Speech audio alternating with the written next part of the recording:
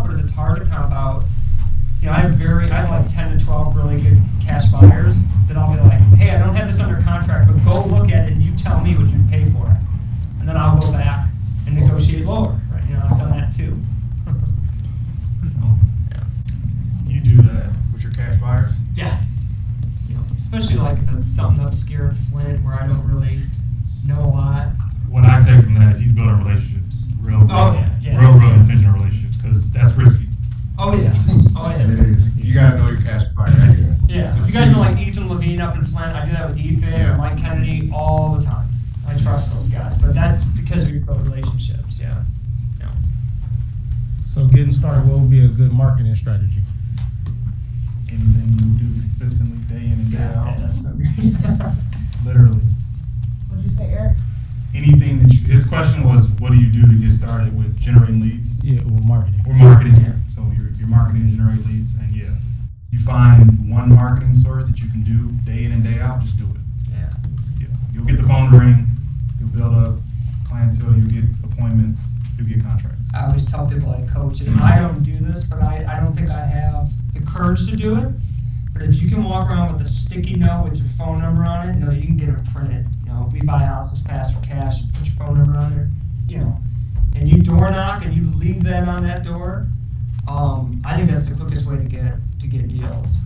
I've never door knocked, I'll be honest with you, because I haven't had the whatever, you know, to go do that. I'm always afraid. Eh? But you know, if you have money, there's lots of systems out there. I'm a big fan of texting right now.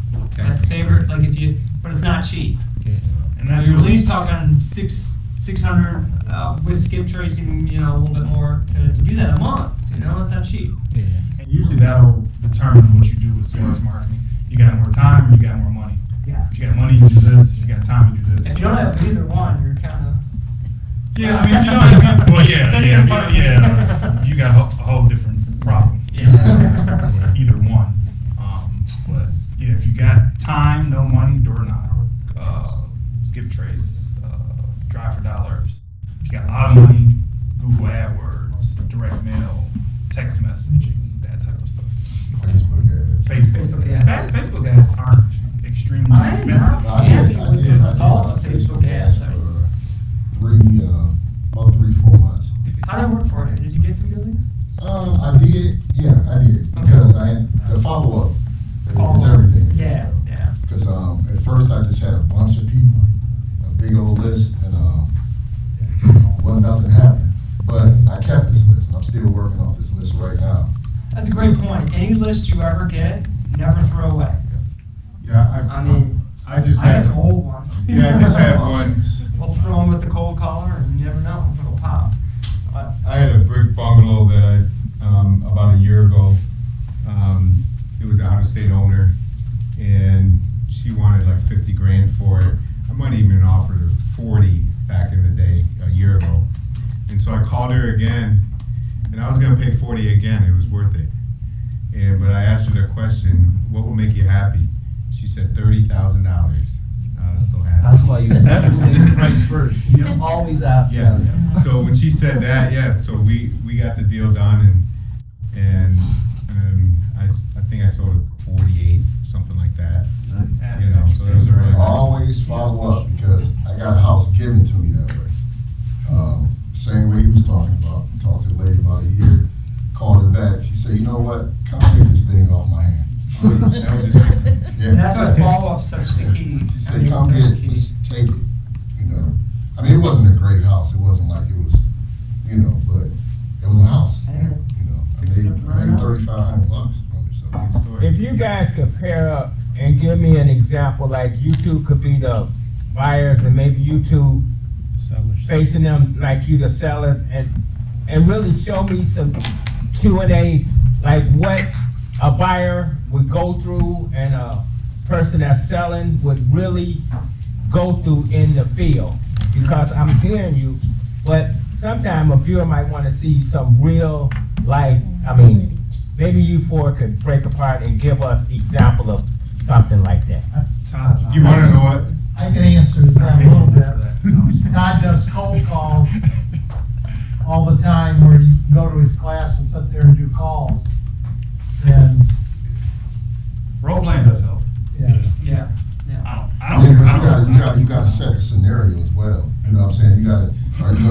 person that's really not motivated, or are we talking to a person that's motivated? What kind of scenario you want to see? Yeah, That's a good can we question, see because a like if it's a probate lead and it's a personal representative, it's like a different conversation So than you if it's gotta a really know foreclosure. No, you- want some type of just- problem. or- Right. We're the Okay. sellers. Sellers. So you guys are just. Okay. How about my mother died and I got you, you're calling me because Okay. I'm a personal representative? Okay. We're all set. Go ahead. We're brothers. Go ahead. Our mom died. Brother from another. This might sound morbid. My parents have lived in their house for 4 years in Novi, so it's not updated. Yeah, you know what? Every call I go on is a little bit different. You know, you got to find out. I look at it this way: you got to find, and you teach this everywhere.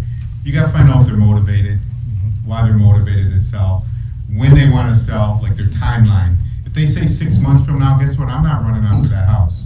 I'm gonna say, if I was able to make you an offer and it worked well for you, and I could get it done within 30 days or less, would it work out for you? You know, if they say no, I'm looking to move in 6 months. I said, okay, well, is it okay if I follow up with you, every 3 to 4 weeks? Because that 6 months, something might happen in 3 weeks from now, and I'm ready to leave now. Things change, and now you're building rapport with them. You're talking to them. You put in your notes in Podio. Podio's free, by the way. It's really easy to use. I could set it up for you in 2 seconds my way.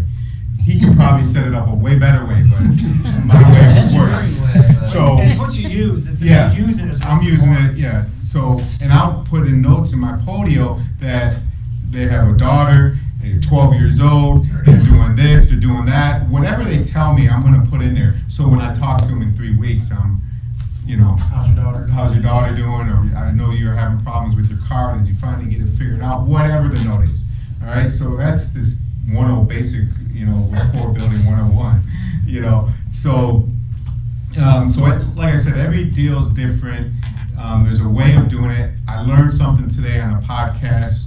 Man, it was the greatest thing in the world. There's 3 levels. Before you even talk about the house, there's level 1 where you go into a house and you see someone. If you heard this podcast, it just came out, but anyways, Wholesaling Inc. Yeah. It just came out. You see a Wholesaling Inc. INC.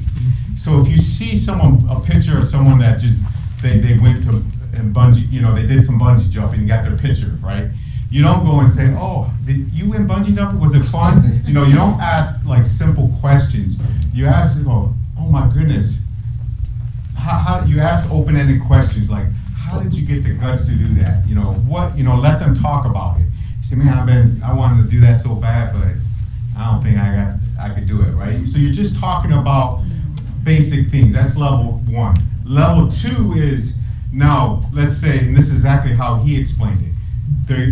They grow in tomatoes, and so you want them to teach you something, okay? Or they like hot rods, or there's something you want them to teach you. Say, how did you get your tomatoes red, or how did you get them so big? And you ask them and let them tell you. They play chess. They have chess trophies. You ask them about that, and you try to get them to teach you something. And then at level 3 is you try to get them to give you something, give you a tomato, give you a cookies. Give you something. If you can give them to give you something, and you don't write that deal, something's wrong. And these are things that you do when you walk into a house. And I'm glad I listened to it, because you do so many of this, you forget those type of things. You just go in there and you smile and you try to be nice, but those little tricks of the trade will separate you from others. And once they like you, they don't want other people going through their house. They don't want to, they got the deal. If you have signs on your car, never drive up there with your sign. You don't want their neighbors to see what they're doing. You take your sign off, or you park way down the street and walk, whatever. But just little things like that. Yeah, and what Todd is talking about really is just building that rapport with the seller, and just doing it in a genuine way, and not just Don't lie. Hey, you're like reading off a script type of feel.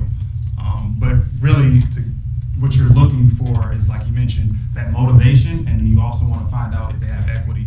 I've read or listened to something where they describe it as a PIP. You're looking for the problem. Like, why are they calling you? What is that problem, or how is it impacting them? So the I, and then P, the last P is picture perfect. So what does an ideal situation look like for them once this problem is solved? So you identify why they're calling you, you identify what type of impact it's having on them, and then you identify what it would look like if it was solved. And then once you have those three things, you can pretty much take them wherever you want them to go in the conversation. Yeah, you have to be a problem solver. Yeah. You have to be a problem solver. And I agree, you gotta build a rapport with them, because in this game, it gets a little dirty, just like with a deal I had a while back. 3 other people went behind me. But the people trusted me so well, they called me and they told me each time. You know, each time somebody called them, hey, such and such. You know, so you build a rapport with these people. They will, you know. Let me say, sir. If someone doesn't want to do all this calling and whatnot, so basically just want to know, you know, how do you get properties, you know, and then how do you buy them, how you sort of manage them, you know, without to go through this whole process of, you know, calling people and getting on this. So basically, you know, like an investor type thing, where, okay, you know what, you come and say, you know, there's a property here for this much money, this is the value of it, you want to buy it or not. So if you want to flip properties, is that what you're saying? Well, just buy and hold. Buy and hold. Yeah, buy and hold them or buy and flip them, but not without to do all the back end of calling them and building a relationship with them and, you know, all that stuff. You know? No, I think you can find deals off the MLS, the multiple listing service, and look. But I have to go to the MLS because. Or you go on our buyers list. Yeah, I was You're gonna say going to you're a buy. buyer. Yeah, you're a buyer. Yeah, you then, get some money to Right. purchase the property. Yeah. And then we find out what you want, what you're looking for, and we'll bring them to you. Yeah. Exactly. Yeah.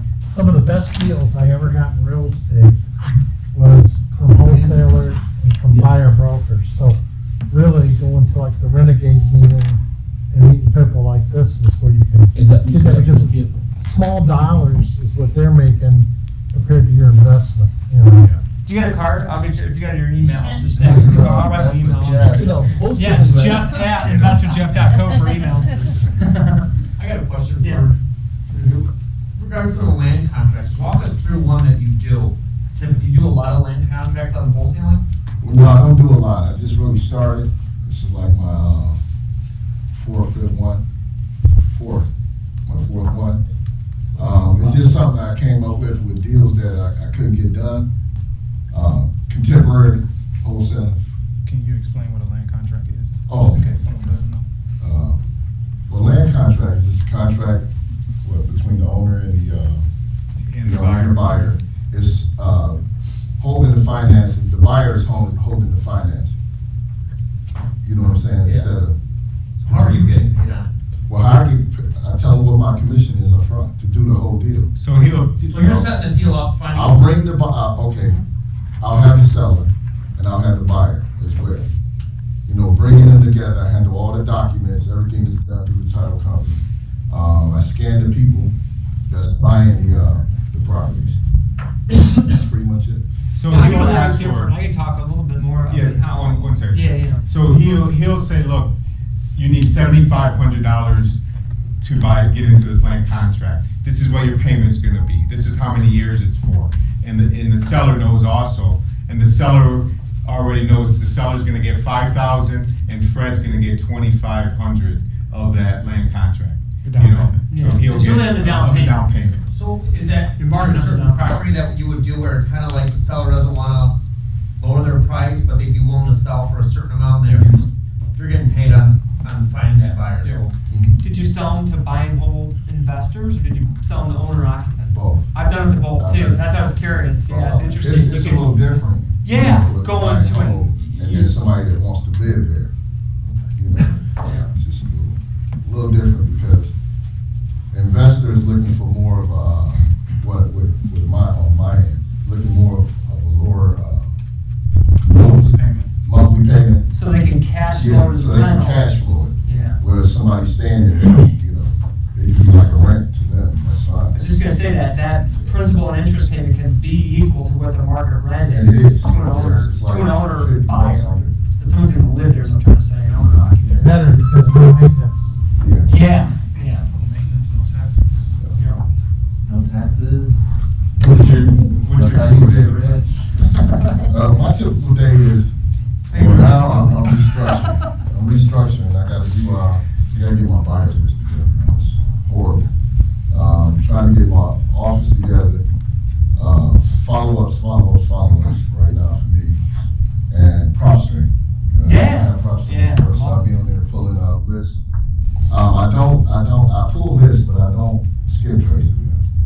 don't either. Because they kind of. I use need2skip.com, Yeah, but so I have late shirt. pull my list off there, and then I skip trace them somewhere else, and I cold call.